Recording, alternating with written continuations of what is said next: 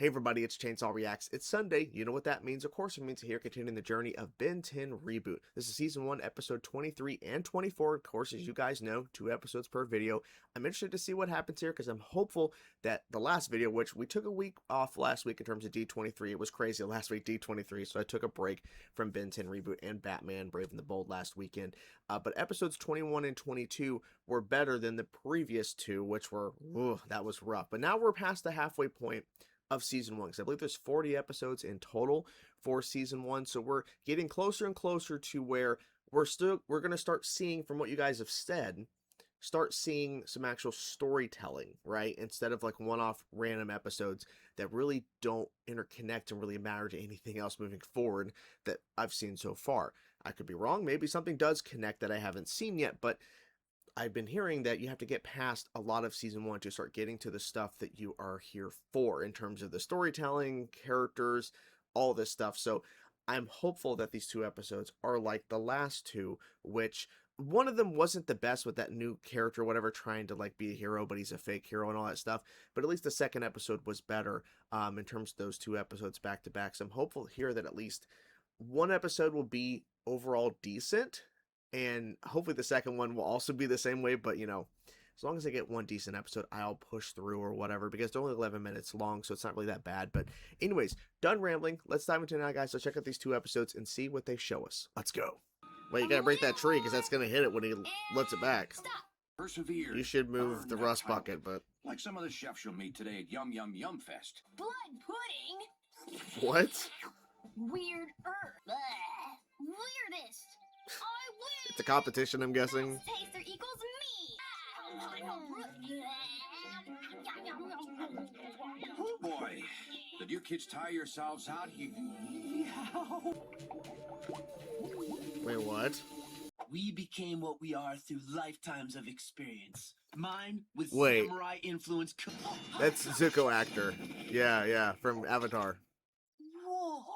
Chemical fusion brings forth the essence of the finest ingredients. Oh, and what's your specialty, chef? I put stuff on a stick and a roast. Skinning that raisin without even touching it. Wow! She's making ice cream out of fire. Out of fire? Okay. He put that sausage on a stick and roasted it. Uh-oh. Try getting on the cutting edge. So they're monsters? Uh-oh. Can he really help with the fire, though? Wildvine? I mean, that worked, but... Uh-oh. Stick. Peculiar parsley is unprecedented. A truly delicious slice of greens. Only the most competent craft can be used to ride that roughage. Well, I got a stick. Yeah, no need to grab plenty while Oh no, now he's by himself. Make sure you get my good side. Get it? I feel like no one's my outside. Uh-oh, now he's by himself even more so. What's that again? Yeah, it's not creepy at all. It's dinner time for you. Our skills Yeah, are this is weird. legendary. Weird turn. Weird, where'd they go? Huh? Uh-oh. Oh, still there, Green Bean. This won't hurt. Well, that ain't true. It's gonna hurt him. No, you stay back. You The stay leaf creature back, is it's mine to mine. repair. You must be joking. Fire. Don't see how either you can top that. That head of lettuce is grown shish-kebabby. Woo! Stink fly. Alright. What is that stench? That uglies is the smell of your butts.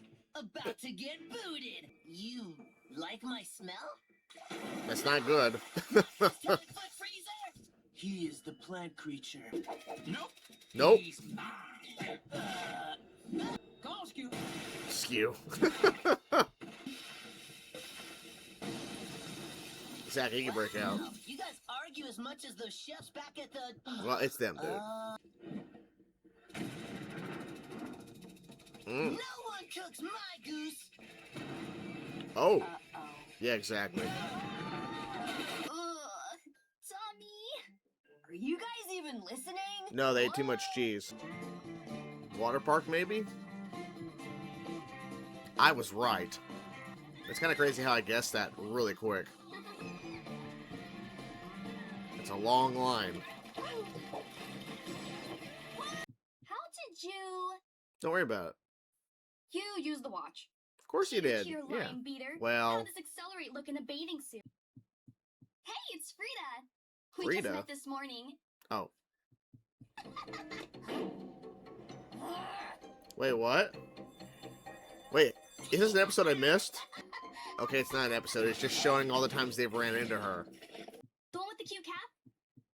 The one that looks like the most innocent girl you will ever meet. Yeah, she looks innocent, but yeah. How much harder I can not, Gwen! It's like we've known each other our whole lives. I don't know about that. Besties. But interesting that they Sure. introduced I mean, Frightwig, we but just she's a met, kid. but- Yeah, I wouldn't trust this at all. It's definitely her. Knows you choose cuzzies over besties, especially evil besties. Hey, no cuts. He's like, Oh, I'm gonna you are figure it out. I'm gonna find it out. proof in the form of sugary goodness. Ben! How could you take a slushie from a harmless sleeping old Oh man? no. This isn't what it looks like. Ben, what's your deal? Frida's not a supervillain. She's going to destroy the water park with them. Is she? She might just be there having Really fun. I good don't know. detective work. I'm going to recommend you let go of your nutty theory. Oh, this is a plan, I think. Pinches the pie. Uh-oh. To blows up. He got forearms. That's a weird look, by the way. Gotta release this pressure. Uh-oh. Yeah, this is bad. This is bad. Good job. There you go. Are you okay? Oh my god. She's good at acting. Yeah, she's good at this. Uh-oh.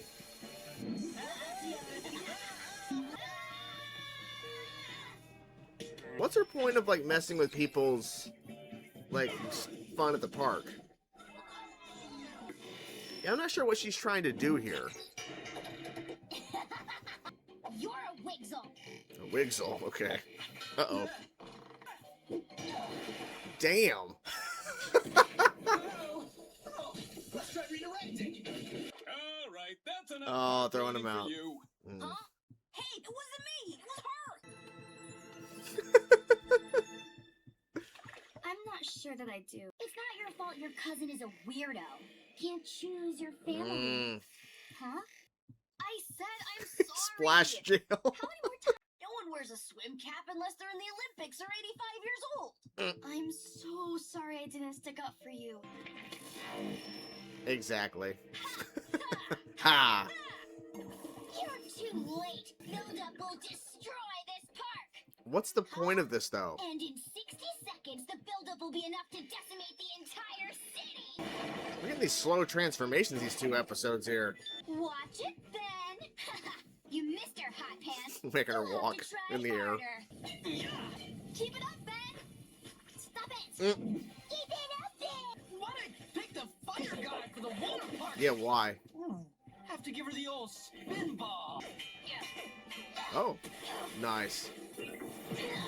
Yeah. Oh, it's not over. The insane amount of hair on her is a little bit different, but it's interesting. Ben.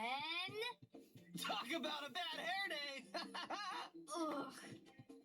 And there you have it, guys. Episodes 23 and 24 of Season 1 of Reboot. And overall, pretty decent. I prefer the second episode, the water park with Frightwig. Because I feel like the first episode with the chefs and everything, whether monster, alien, characters and, all that, they pretend to be human. Take it or leave it, personally. But we'll dive into that episode real quick, because I really have a lot more to talk about with Frightwig and everything in that episode specifically, because I got questions and just overall, I found it interesting. So, the first episode with the chefs. Now, at first, I got confused, and I'm gonna cut it out of my reaction, because I'm an idiot, or if I do include it, I'll make sure to include text, that I completely screwed that up. Greg Sipes, of course, who voices Stinkfly within Reboot, he was the voice of Kevin during Alien Force and Ultimate Alien and Omniverse and everything, and I don't think he voiced Kevin in the original classic. I don't think he did. But anyways, if he did or not, I don't remember. But he put on the Kevin voice as that samurai chef.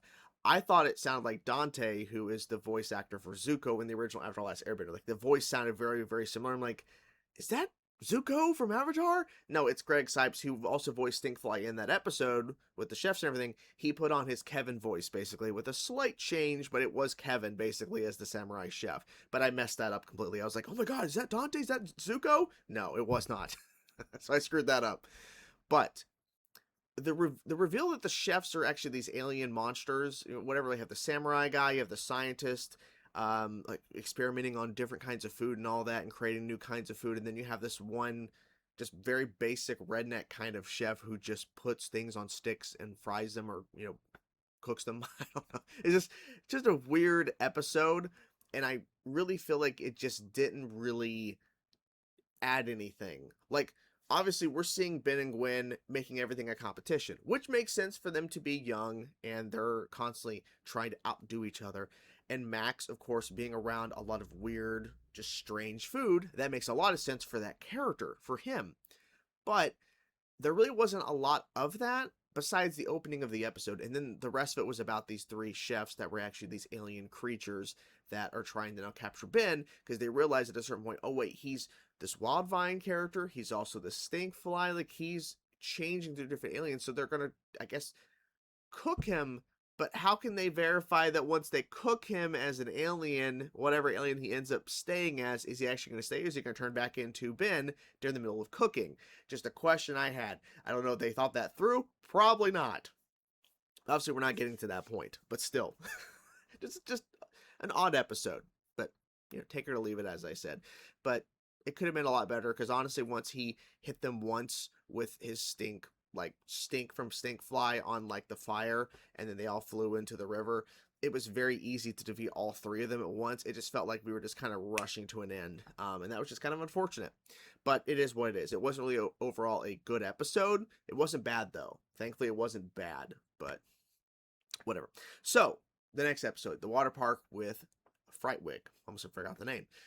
So I thought at first, when we first showed a quick flashback sequence before they showed the other ones, I was like, wait, are we seeing a previous episode that I have not seen yet? Because people have been saying, as I've been going through, that I'm watching it in a certain order. That's not the correct order, but it's a certain order, but not the right one. But then again, I don't know for sure.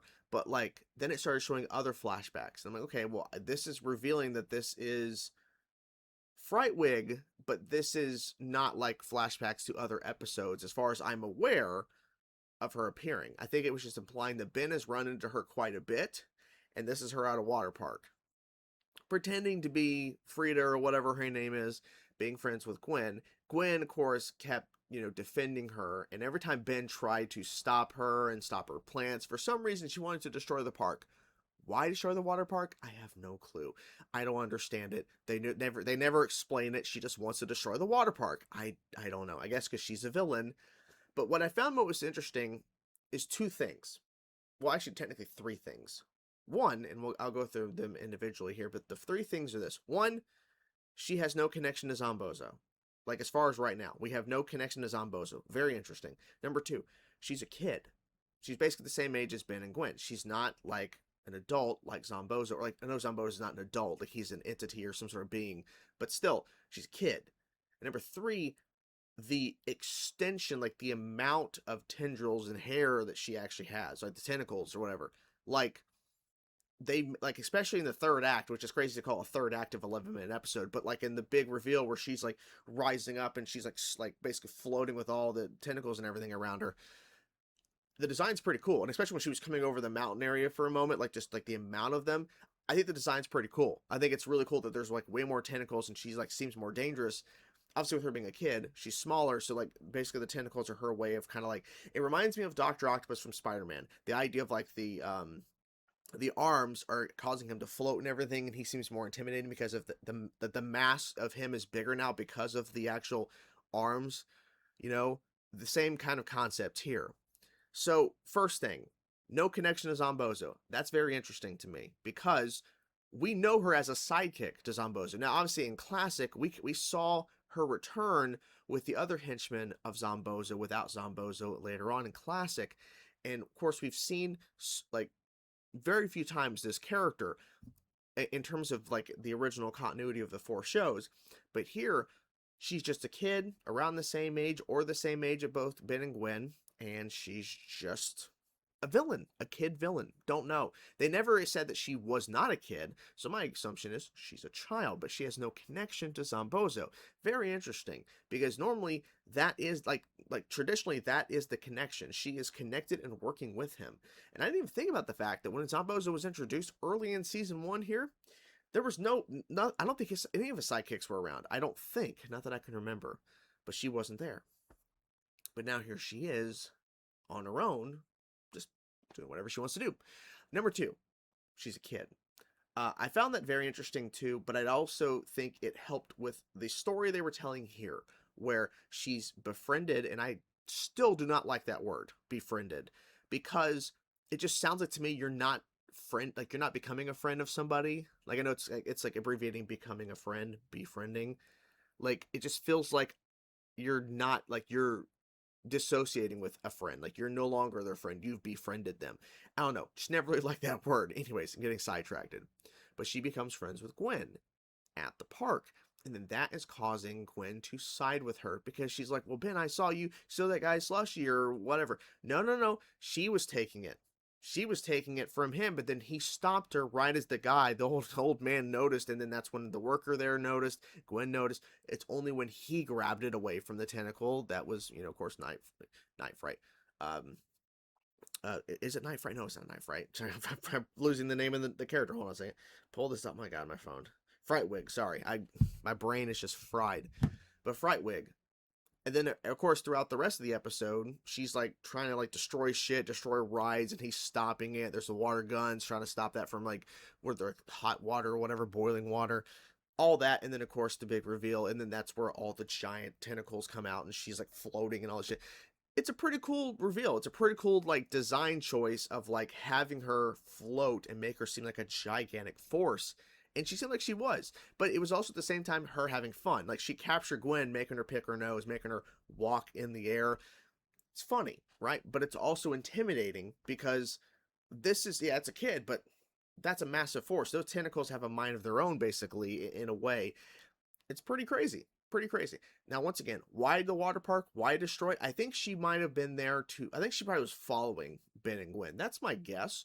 Because why was she at the water park at the same exact time as they are? What was the ulterior motive? What's the purpose? Maybe ulterior motive's not the right word, but what is the purpose of her destroying the water park? I don't know. She mentioned something about flooding the city, so maybe that is what it was, but why?